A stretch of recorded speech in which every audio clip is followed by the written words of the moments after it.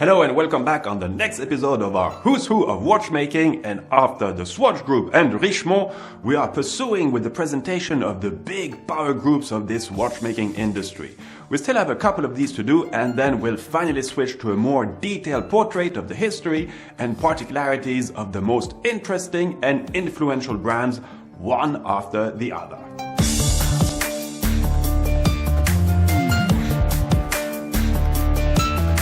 So today we will actually talk about two of these massive players, as there are quite a few parallels to be made when you're talking about LVMH and Kering.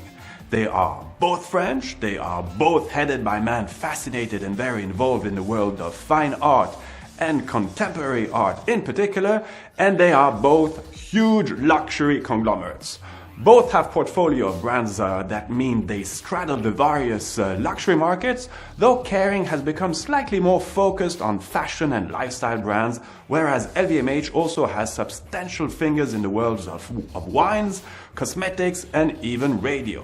And of course, they both have notable names in the world of watches as well as jewelry, with LVMH holding Chaumet, Heuer, Zenith, Bulgari, and Hublot and Fred and De Beers on the jewelry side, and Kering taking responsibility for Gucci, Jean Richard, Girard-Perregaux, Boucheron, and Ulysse Nardin, and jewelry brands Keeling, Dodo, and Pomellato. However, despite having a range of watch brands that sit within the same sectors of the market, these two companies are, on closer inspection, dramatically different beasts. The investment strategy, particularly when it comes to the watch brands of the two companies, is one of the most noticeable ways in which they diverge.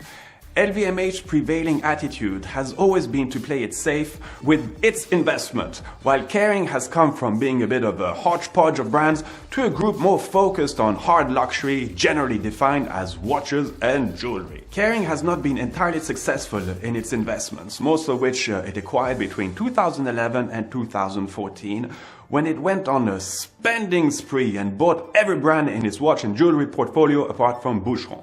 However, in some cases, it either bought too expensively or didn't transform its purchases into success stories. Something that we'll look at it in more detail just in a little while.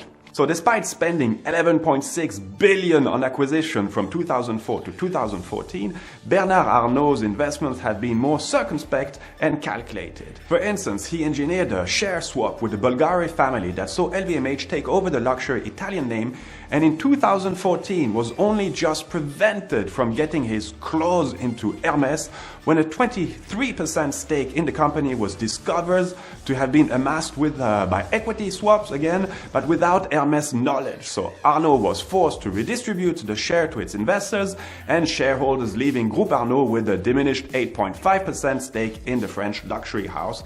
And we'll come back on Hermès in the next Who's Who soon, because it's also one of those very important players. One of the big differences between the two is that LVMH not only knows how to manage its portfolio, but also has manufacturing capabilities, whereas Kering buys brand but generally still has to rely on outside suppliers.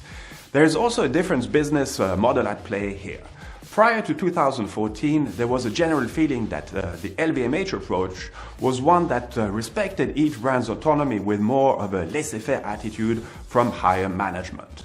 However, in 2014, Arnault reshuffled and brought in Antonio Belloni to oversee jewelry with an umbrella strategy incorporating Bulgari, Chaumet, Fred, and De Beers, and Jean-Claude Biver to be his equal for the watch brands. So despite Biver being a different man to Arnault, I doubt they go on holiday together, if you see what I mean, well, this appointment showed a recognition of his talents at boosting watch brand sales, something that, he has been proving with the rather successful repositioning of Heuer and with the recent departure of Aldo Magada from Zenith. Well, we will soon see how Mr. Biver takes on this new challenge.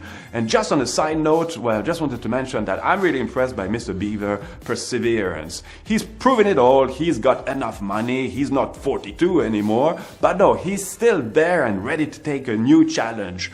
So you may like him or not, but his working capacity, his energy are really quite something on their own.